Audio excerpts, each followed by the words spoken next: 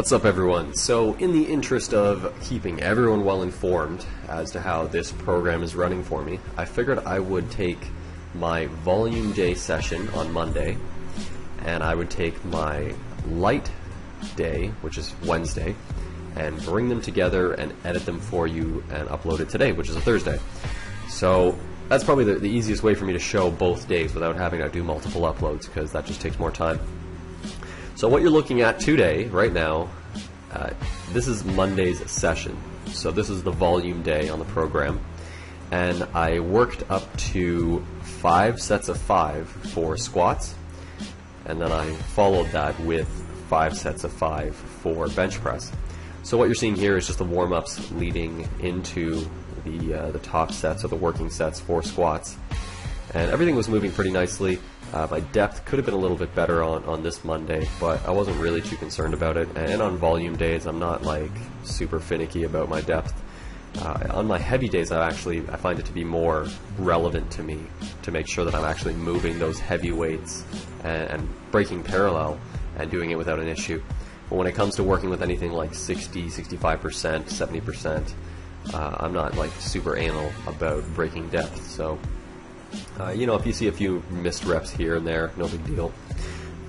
So here we have, this looks like the second last of the working sets. And it was moving pretty well. I was playing around with my stance on this day as well, so I had like a slightly wider stance on this set. And then on the next set, which you're going to see in a second, I brought in my stance probably about an inch, about an inch on each side.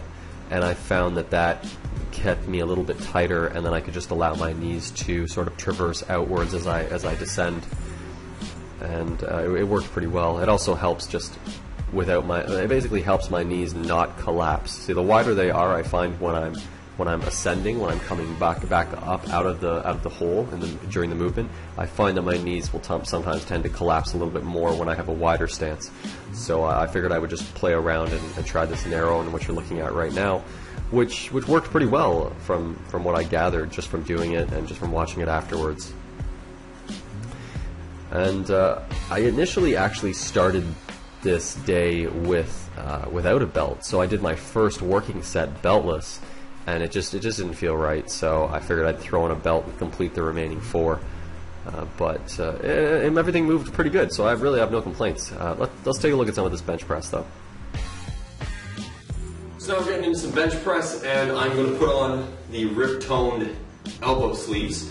And I actually haven't used elbow sleeves before, so I'm very curious to see how this goes, because I tend to, just because how I sleep, like I sleep and my arm sticks out and I kind of like lay on. It's the most awkward sleeping position ever. Most people sleep extremely awkwardly, and I might even do a video at some point just covering like all the wrong ways to sleep, because sometimes I sleep in those incorrect ways and I wake up and I have like elbow tendonitis, my traps are all wound up and tight, like it's not good. So this is definitely going to help. So this is how I put them on, I'm guessing.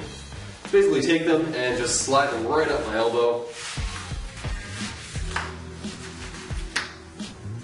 And I'll pull the shirt down.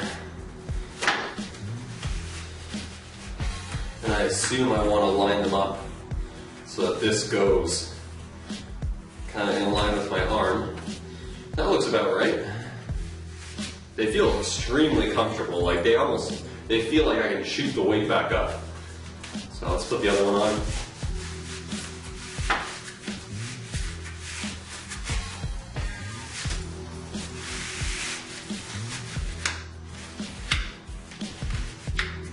Alright, that's it. Let's get to some bench press. 5 sets of 5. We're going to warm up to it though. And then we got 25 reps of 235 pounds. Let's get at it. Overall impression of these elbow sleeves is that they are just really good quality. I was really surprised, and I've actually established a relationship with RipToned Fitness over the past year. They've sent me a pair of knee sleeves in the past. I did a video on them, and then they sent me another pair of knee sleeves, just a replacement pair, recently, and they included these elbow sleeves as well. So I'm going to do a separate video just addressing and discussing various types of accessories you can purchase, to train with. because I think it's really important to address like the cost factor and really how pricing is associated to these types of products. It really comes down to material cost plus the associated value to the brand. So, in a lot of cases you'll have material costs being the same, but because a certain product is branded better or a more popular brand, you're going to see the price go up by 20, 30, 40%. And I just want to address that you don't need to go spending a lot to get a fancy brand or a well-known brand. You can get something like these ones that I'm wearing here for significantly less cost than a lot of the ones on the market. And I'm one that buys both. So you see I'm wearing these blue wrist wraps here. These are Gangster Wraps by Mark Bell. I would say those are on the higher end of the wrist wraps that you can buy. They're a little bit pricey, but we'll get at that in another video. Basically, what I want to say about this bench is everything moved really well, so I was pleased with it. I didn't miss a single rep, so let's get into the next day. What's up, everyone? Today is light day, and it's a Wednesday, so I'll be working up to 2 sets of 5 on squats, and I believe the weight is 300 pounds, and then I'm working up to 3 sets of 5 on overhead press, and the weight for that is 145 pounds. So I'm going to go outside to do the overhead press. It's not raining or anything today, but it is very cold out and pretty windy. So, I'm not excited for winter when I have to do overhead pressing, and I don't know how I'm going to do that. The last winter, I think I skipped most of the days just because I didn't want to go out in the snow. But we're going to do it today because it's not snowing, and we're going to take advantage of that. So let's get right to the session. So this session felt great, and I'm going to attribute it to just the consistency in mobilizing myself and working out a lot of the tension buildup that I've had over the past several weeks. So I felt like I was getting into position on this day, and this was obviously the light day as I just mentioned, so I worked up to 300 pounds for 2 sets of 5. I felt I was able to get into position. I felt like everything was moving really smoothly, and I stayed beltless for the whole session. And all in all, it actually just went really well. So I'm excited to get at this Friday's session, which is going to be heavy day, because I'm really going to tackle that top set for 415 pounds for 5. So I'm just really pumped to get at that.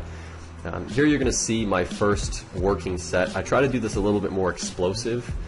This is 300 pounds here.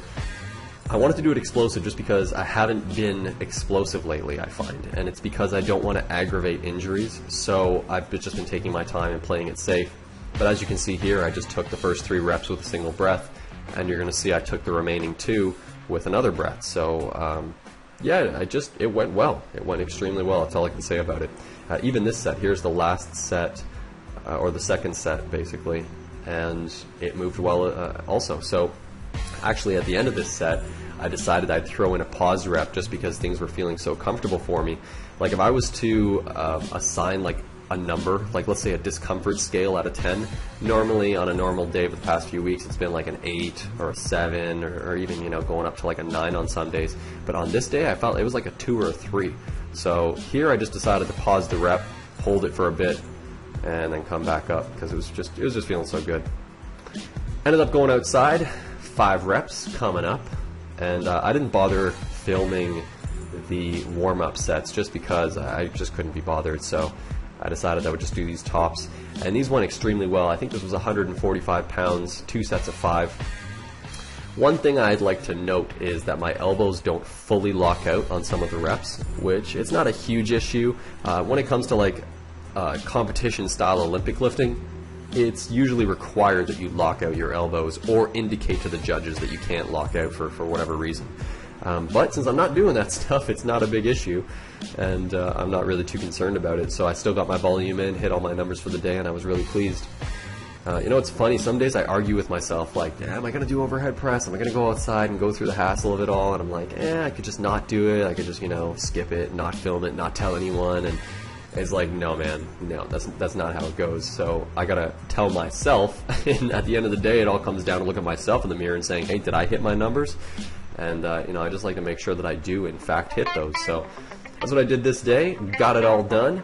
Thanks for watching this session. I'll see you again on Friday's session, but I'll probably upload that next week.